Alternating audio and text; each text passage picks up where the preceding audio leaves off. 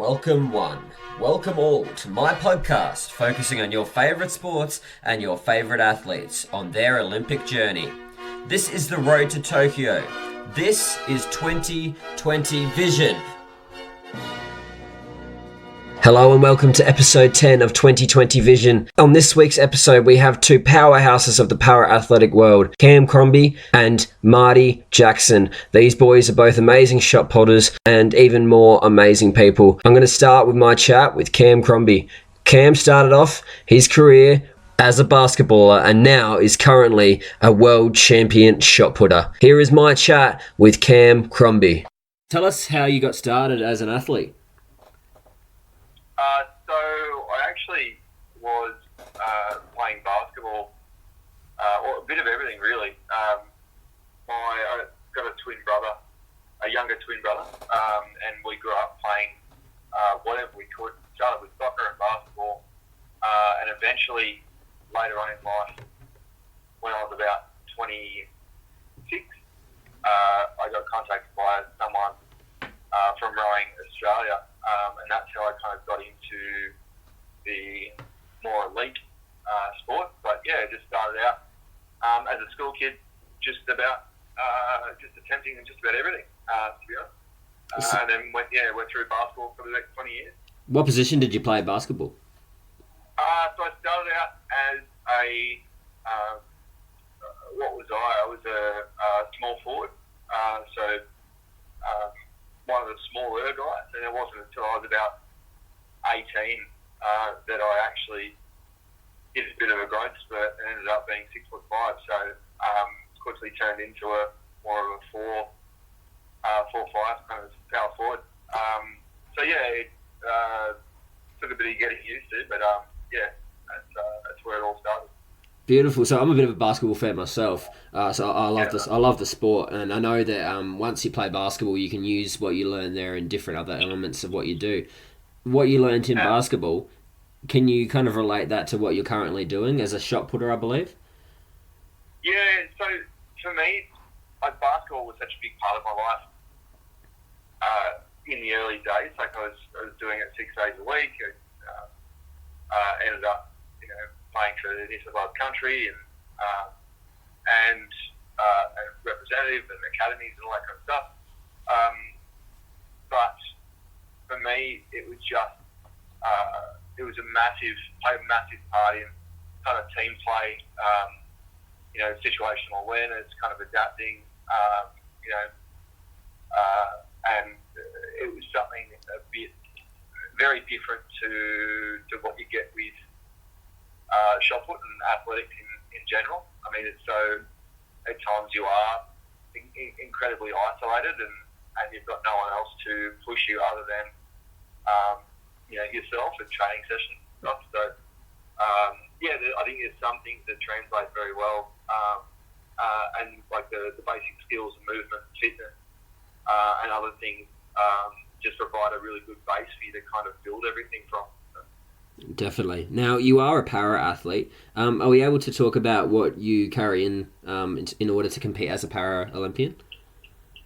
Yeah. So, as in my disability? Yes, yeah. Yeah. So, I was born, my twin brother and I were born premature. And as a part of having a premature, or being a premature birth, there was complications and I ended up having a stroke. And the right side of my brain was affected, which meant that the left side of my body doesn't quite work as well as it should. When I was younger, my mum and dad put me through a lot of operations and physio and treatments and everything to try and make it as abnormal, I'll say, as possible, because I started noticing that my brother, who was, let's say, normal, there was a difference between the two of us, in the way we were picking up things and our coordination and all that kind of thing. So, yeah, for me, that's where my disability stems from, and that resulted, or it's classified as diagnosed as having cerebral palsy. And there's, in the grand scheme of things, there's a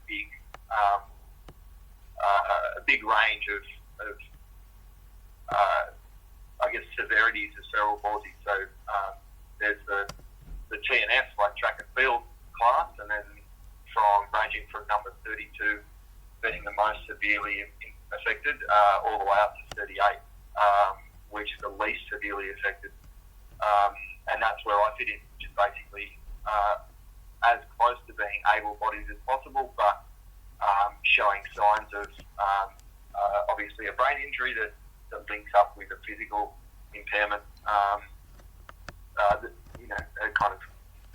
And that's the biggest, I guess, how you kind of classify it roughly. I've only recently got my head around the qualifications, so thank you for explaining them to me a bit further there. Yeah, it's a really difficult process, and it's not. I've been through it a lot with rowing and athletics, and you've got to get nationally classified and internationally classified by a panel, and it's pretty rigorous. Like, I've been classified twice internationally now. Once when I first started athletics, and once again probably a month and a half ago. And it's not a pleasant experience at all. Like, it's, you're going through doing these tests that are basically highlighting your inefficiency or your disability, which is quite, I guess, humiliating in some way.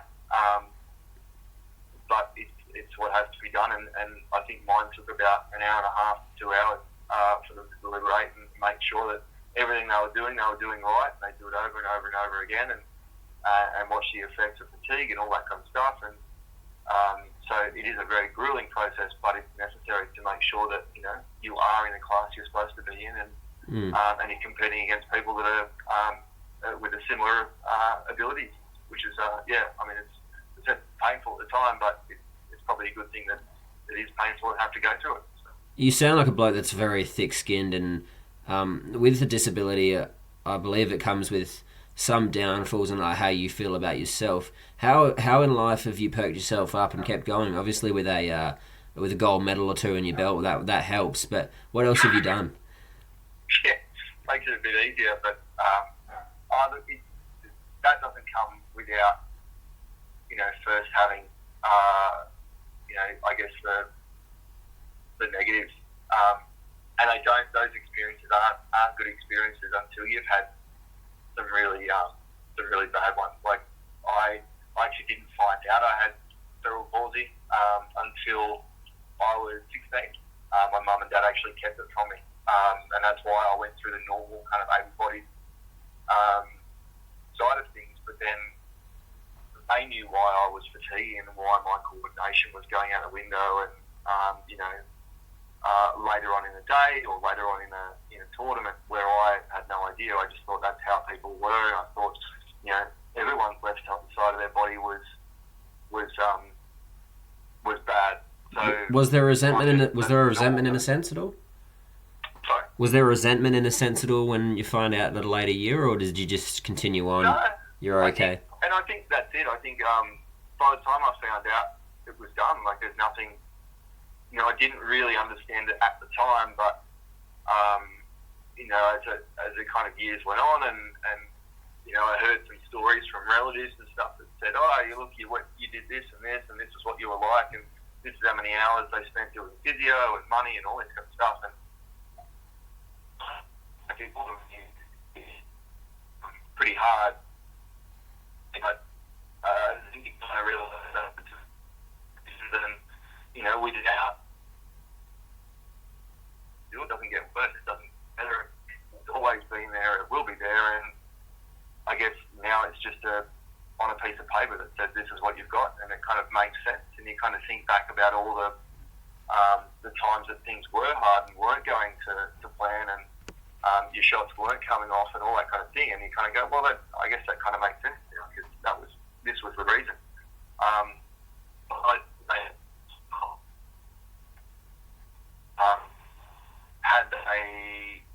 Had they told me earlier, I might have used that reason as an excuse, and I think that's what they were worried about. So, telling me at the age of 16 and kind of understanding it when I was about 20 or 22, I think that made it a lot easier just to go, well, look, everyone's got their troubles and difficulties, and this is just the one you've got, but you still got to deal with it. So, chin up, get stuck into it. So, yeah. So how did you get stuck into it? You've obviously gone from basketball, gone through rowing, and now athletics. What was the training like for you? Training for rowing, for basketball was, it's pretty standard. Just every afternoon, most mornings, all weekend, doing all the trainings and stuff that you usually would as a junior athlete, a 12 to 15, 16-year-old, in a number of different teams and stuff. It's not until I kind of went to rowing that they kind of, the guys from rowing said, look, are you CAM? Do you have CP? Yeah. Have you ever tried rowing? I said, no. Do you want to see if you can get classified? I went, yeah, sure. And it turns out that I could. And that's when they said, oh, look, you've got the size, you've got the at least the sporting ability, in the past. Do you want to see how far you can take it? And I said, yeah. And they said, all right, well, start on Monday. And that was where it started. It was, from then on, it was basically twice a day for the best part of a year to start with, and that was brutal. Like, it was the most insane, intense sport that I've ever done, and probably still will ever do. Like, rowing is just, it's crazy. It's nuts. You're working at at a crazy rate for such an extended period of time, and then they say, okay, now you need to sprint, and you're thinking, what have I just done for the last 30 minutes? So yeah, that was, I've never wanted to die and throw up and curl up in a ball more than the first time I did a real race at a state championships in a four, like with three other people in the Cox, and that for me was a big turning point mentally, and I think that set me up for getting through failure later in that part of life, and the early parts of my athletic career, because it didn't go to plan. And because I was told to hit this barrier, keep going until you can't go anymore, and then, okay, we're into the last 250 metres, time to start rowing. And you're thinking, I've just been doing that. Like, what? I've got nothing left. And then you find out after the race that you actually went faster than over the last 250 than you did over any other part of the race. And you think, but I was dead. Like, I was done. I was cooked. And you kind of find out that your body has a limit to it. Yeah. And it's actually limited just by your brain. So your brain just needs to, kind of recondition yourself to say, no, everything's hurting, and that's fine, and it's going to keep hurting, but now we need to step it up and hurt a bit more, and that was a real eye-opener, for sure. And then you're using that, then again, from learning that and rowing, you're using that when it comes to shot put. You would have obviously built up the muscle, and obviously the brain as well would have been working at almost full capacity. What was it like going from rowing to athletics, then doing the whole competition and not being in that boat? Look, it was hard. Like, the complications around rowing and how I exited the sport, like, it wasn't pleasant. I'd basically been geared up and earmarked and sized up for uniforms, for everything for the Paralympics, and basically it all came down to someone that had a bee in their bonnet and a process of my eligibility, and it ended with another nationality, a classifier of another nationality, saying that if you come over to a World Championships, we'll just keep protesting until you give up. And that's how I left the sport. Is that I had it kind of ripped out from underneath me without having poor performance. At that time I'd broken a world record on the rowing machine, so I definitely had the power there and the ability. I'd won all three races at nationals that year: the single, the double, and the four. So I could row. It wasn't perfect, but I was good enough.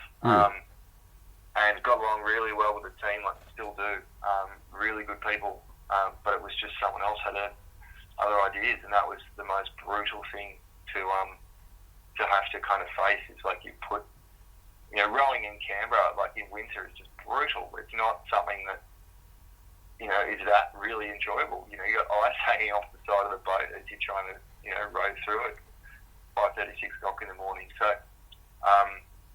you're kind of going through that and putting your body through all these things and learning all these new movements and new processes and new ways of thinking, and then having it ripped from under you. And 1 month before going to World Champs, and your mum and dad being, well, we've already booked a holiday, and I guess we've got a spare week in France now. That's not a good way to kind of go out. But I guess that just fueled everything else. And just when athletics called me and said, we heard rowing didn't quite go to plan. If they don't want you, we'll take you. Do you want to learn how to throw the javelin? I went, well, I learned how to row in 6 months or 8 months. Yeah. Love it. I'll learn how to throw a javelin, and that's where that kind of all began. So I just kind of picked up, definitely looked at it and went, well, I've done it before. How hard can it be? I'll do it again. Yeah. And what year are we talking then, mate? That was the end of 2000. It was October 2015. Okay. That was just before Rio Paralympics.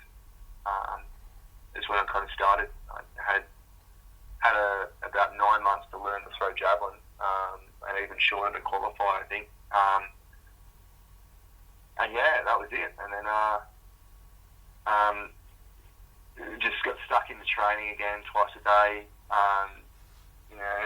Between 20 and 25 hours of contact a week, and trying to do a full-time real estate gig at the same time, and a part volunteer to be a firefighter. And but luckily, didn't have any kids or anything. But so everyone's got their things that keep them busy.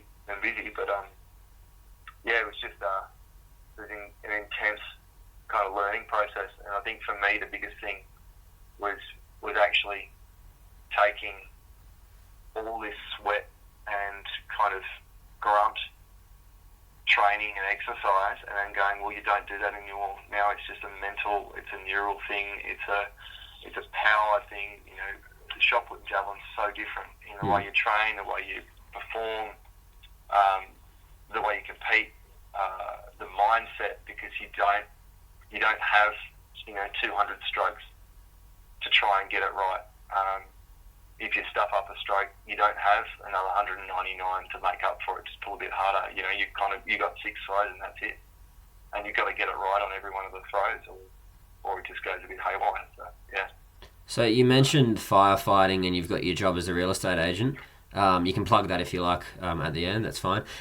So what do you do in your downtime? Because you've got all of those awesome things that you do there, but you need a bit of time for Cameron. What do you do? Look, I don't have a lot of downtime. I like to, I do have a motorbike, and I do like fiddling around and building things and in the shed, and but there just isn't. There's just not a lot of downtime. I do a bit of public speaking and charity work as well, but that's I find that my downtime is actually better spent just with people and around things that may not necessarily be work or sport, but it might be fire brigade. So that's actually a bit of downtime for me. It's just surrounding yourself with good people and getting refreshed, and if you surround yourself with good people with different ideas, then it gives you a better perspective on things. I guess I can just take that into the other parts of my life that at the moment are the focus, which is obviously the sport and the work. I love it, mate. That sounds awesome. Now I do want to ask, I want to ask about the feeling of winning gold last year. That has to be a high part in your life. Tell us about how you felt when that occurred. Look, last year was really good. It's a bit of an understatement, but I think the year before was even better. The year before was the 2017 World Championships.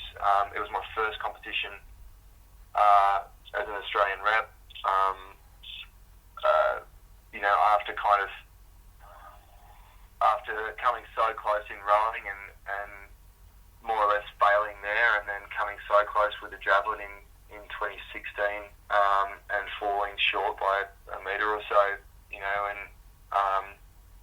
after doing a massive tear of my PCL and hyperextending my knee, and in the middle of this training session where I had to learn this javelin, and then kind of not being able to walk, and then for a month and a half, and then kind of having to learn javelin all over again, and then add 5 or 6 or 7 metres to your throw in a short space of time. Like, that was pretty brutal, and it came right down to the last day, and travelled all the way to Queensland and failed, like, brutally close.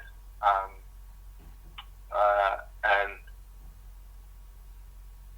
then the next day, like, I remember, just emotionally being fine, and then all of a sudden just sitting there on the plane on the way home, back to Canberra, and just broke down, like, and that's never happened before, other than when I found out the news about rowing, and I got back to Canberra, and my coach and my colleagues are taking off without me again over to Rio. Like, that was brutal, but when I got back to Canberra, I kind of said, well, what's next? And we said, well, shot put's in Gold Coast, and it's also at the World Champs, so let's keep doing javelin and then just tack on shot put as well. So we knew that we had 2 years worth of international comps in shot put, and that's why we started, where we started with the World Champs, and yeah, it was the very first event of the entire meet.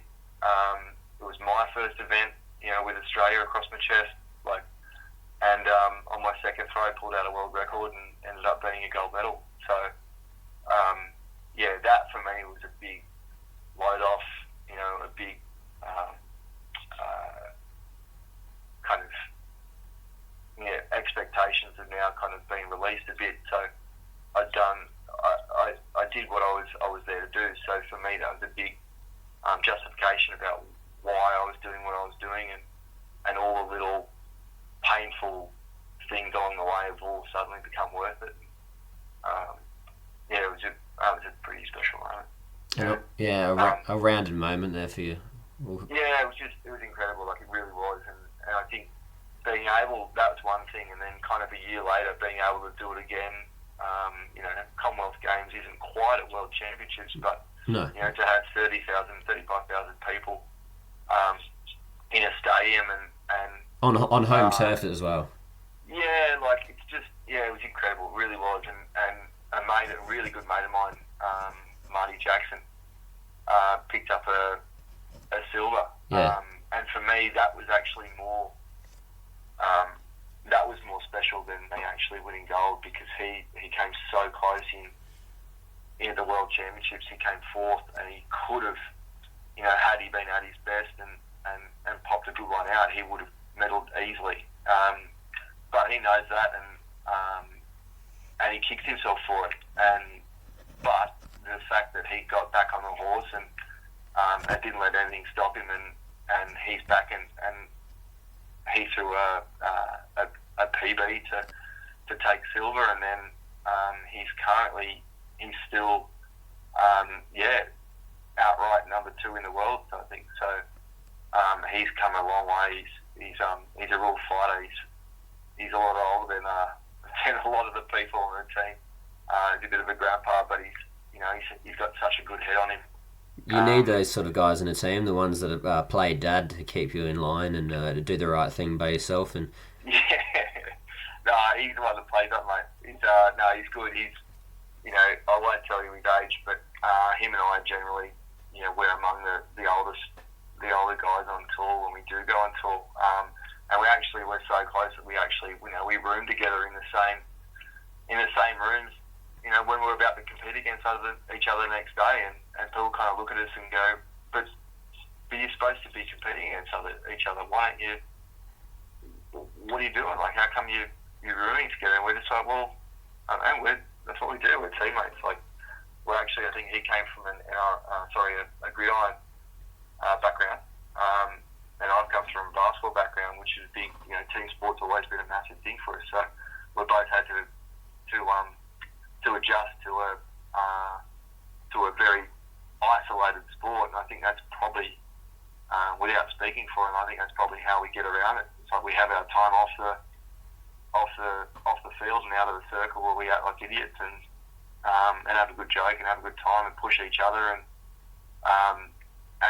genuinely want each other to do better. And then when it comes into the circle, like, we know that he's out there to beat me and I'm out there to beat him, and we'll help each other along the way and be happy with whatever happens. So yeah, it's the true Australian spirit, right there.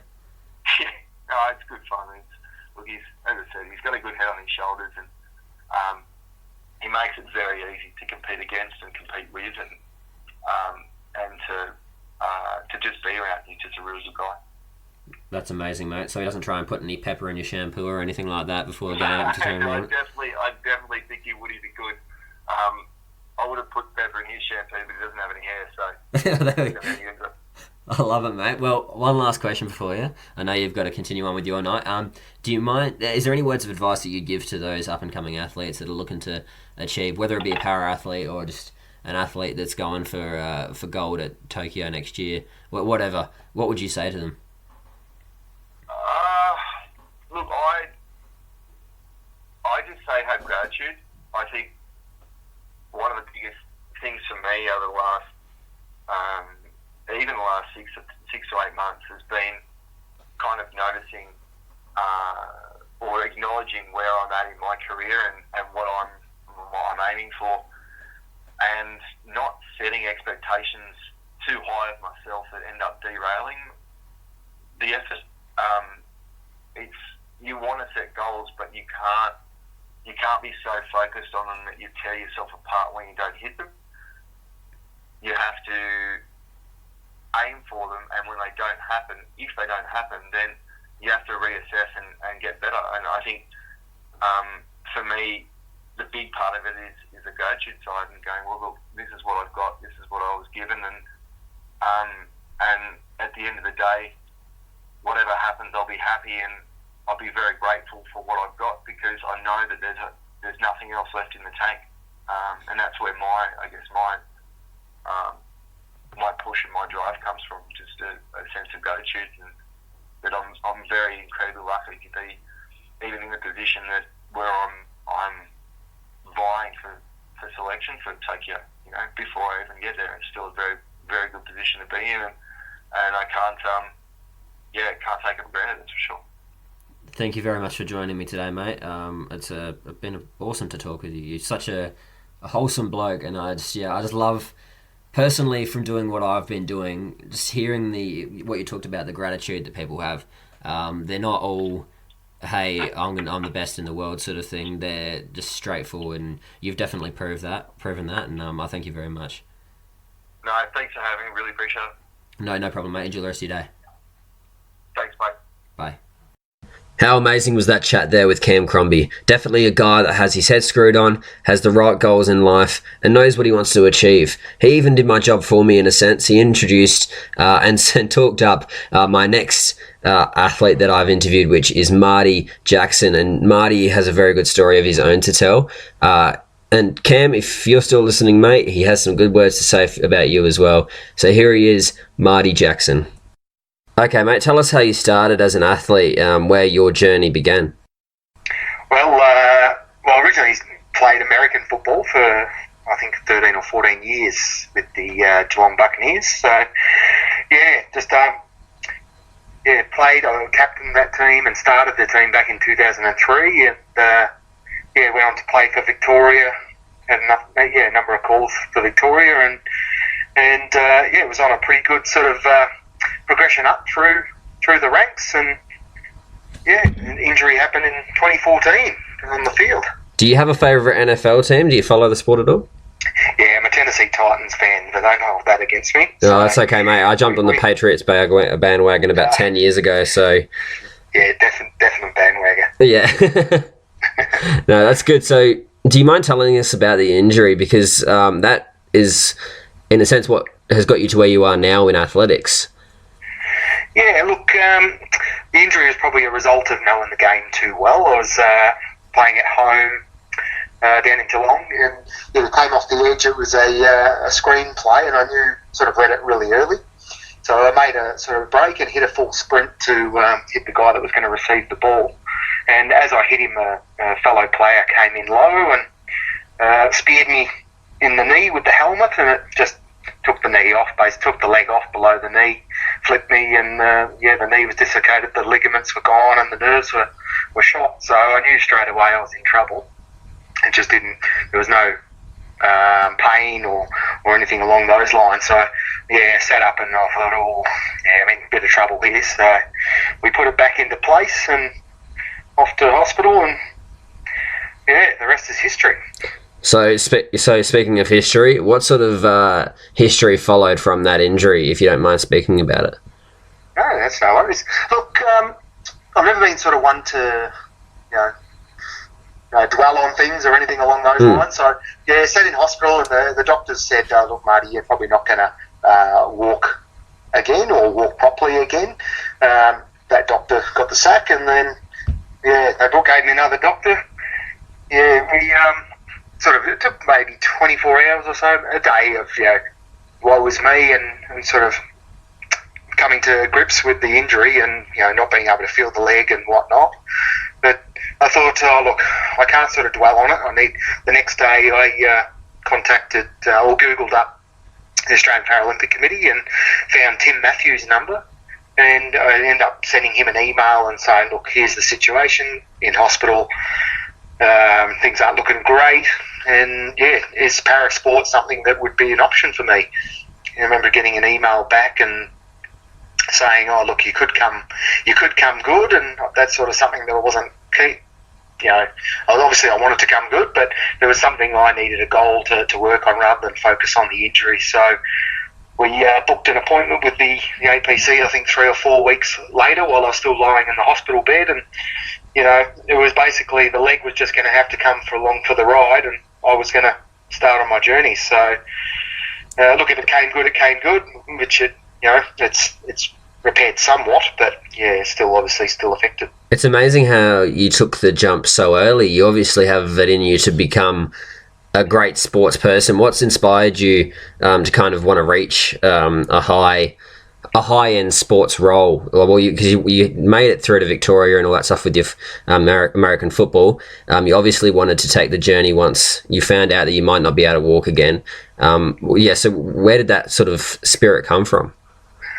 Well, I think one of the biggest shock realisations was I went from being one of the best in my position in American football, and then within a fraction of a second, I was at the bottom, having to rebuild again. And I'd had a couple of injuries in the years before where I'd broken an arm or something along those lines. They're easy comebacks. They were just, you focus on when you want to get back and you make it happen. But with, I just didn't really want to focus on the injury itself. It was, not being able to walk or something along those lines. It was just something that was not. I didn't want to focus on it. So finding another sport and then just building my way through was something that was really high on the list, and it gave me something to focus on. And as the old, see the goal rather than the hurdles and the things that stop you in between. I've always had that mentality, whereas I can only see what I want, and then whatever's there to stop me or anything is just going to have to be stepped over or jumped over, and we just get there. What doesn't kill you makes you stronger, in a sense. Yeah, absolutely. Look, the injury certainly, the disability, having the disability certainly opened up new doors for me. You've just got to see those things and find the opportunity in whatever happens to you in those situations. And, I started off, I think, they found me a local coach in Geelong and just started having a throw, and I think I did everything back then into, I think, late 2014. So, a bit of javelin, a bit of shot put and discus, and just over the coming years I found that shot put was my thing and really enjoyed it. you become addicted to shot put and finding the extra centimetres each training session, and just kept working along. I think I ended up 2015 was my first national championships, and getting there and sort of seeing that I'm not too bad here. I'm in the mix. And then just working along, I think I did an Oceania Championships in 2016, and that was actually 2 years to the date. I think we flew out to Fiji 2 years to the date of my injury, and I was named the captain of the Oceania team for Fiji in 2016. So, it was good to be in that team environment again, because that was one of the biggest shocks for me, was going from team sport into a solo sport. You're not having that support framework around you, like your teammates, and that if you're having a bad game could pep you up. You don't have that in athletics when you're a solo athlete. You're obviously supported by the Paralympic Committee, which is good. That they wouldn't have given you the captaincy there. I like that. So, and speaking about not having the team aspect, you still do find your friends, and I've already interviewed Cameron Crombie. Now, he had a lot of good things to say about you, mate. Is there anything you want to talk about him? Oh, look, I absolutely love Cam. Cam and I met, I think, in Canberra a couple of years back. I think maybe the 2016 were both there for classification. And I think we were both relatively new to the sport. He'd come from rowing. And when you sort of meet a bloke, you just get along really well. And we both had goals of just being good at what we do, and if you've seen the pair of us, he's a 6'7" sort of bloke, and I'm 5'9.5" on a good day. Yeah. With a step ladder. Yeah, exactly. Yeah, I'm stretching. So we've sort of taken on the twins mentality, the Arnie and love it, and Danny DeVito. I'm clearly the good-looking and charismatic one, but I disagree. Look. Absolutely great guy, and he's a great driver for me as well. Obviously, we're both competitors, and we know that we both want to win and do our best, and that's one of the biggest things for us. And I think both Cam and I have said that I think if we can leave parasport in a better place than we found it, we're doing the right thing. So absolutely love the guy. So you see yourself as being a role model in a sense for future athletes and current athletes? Yeah, I mean, we both have our own independent stories. Mine was acquired, and I think Cam didn't find out he even had cerebral palsy until he was about 15 or 16 or something along those lines. So, but I think both of us have lived a life where we've faced some kind of adversity, and then it's just making the most of that opportunity.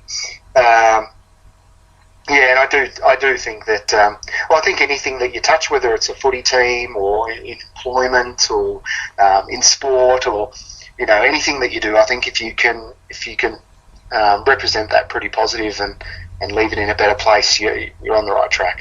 Now, he did refer to you as being the dad of the group. I hope you don't mind that. But who do you look up to? Oh, look, one of my training partners is Russell Short, and Cameron, I'm not sure you'll listen to this, and Dad, I'm sure we're going to room it together again, mate. We'll fix that up. But the Russell Short is absolutely one of the blokes I look up to. I think 8-time Paralympian, the most humble guy you've ever met. He always willing to, share information and help you improve. And he's certainly been sort of one of my rocks through competitions and, helping you work through those sort of things. And look, he's lived it as well, through the physical and strength and mental battles of competing and on the big stage. He's always got a good word to share, and absolutely look up to him. Russell Short's an amazing man. Beautiful. We'll have to get him on for a chat so he can amp you up. So do you mind giving us some words of advice for those that are up and coming in not only shot put, not only being a para-athlete, but any sort of sport, because you have come from that background playing American football. Is there any words of advice that you give for those that are trying out? Oh, look, absolutely. I'd love to share a bit of advice from where I've come. There's certainly naysayers and people that think that you may not make it. I've lived a few of those, and I use those things as fuel. But know what you want and go after it. Don't see the hurdles, don't see the things that can stop you. Those things are all there to be stepped over.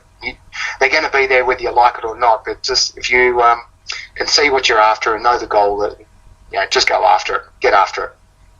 Thank you very much for joining me, mate, and I reckon we'll join you when you have the Tennessee Titans winning that Super Bowl. Might not be next year or the year after, but eventually.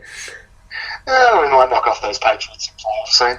Oh, okay. We'll hold you to that one. Hopefully not. Hopefully in my lifetime. Yeah, exactly. Well, thank you very much, mate, and we'll chat to you when you win in gold at Rio. No, not Rio. Sorry, Tokyo. I'm stuck in the past. Okay, we'll get it done at Dubai. Okay, Dubai. That's even closer. Yeah. All right. Yeah. Look after yourself, mate. Thanks, mate. Take care. You too. Bye. Marty Jackson, you superstar. I thank you very much for joining me on my podcast, and I hope you appreciated the words that Cam said about you, and Cam, vice versa. Well, that's it. I had two amazing athletes on, both shining the light on para-athletics and being representatives at a higher level. We appreciate their efforts, and I hope that you enjoyed episode 10 of 2020 Vision. I've enjoyed thoroughly making the last 10 episodes and growing each episode, and I hope you've enjoyed listening. I hope you can join me next week. Who knows who we're going to get.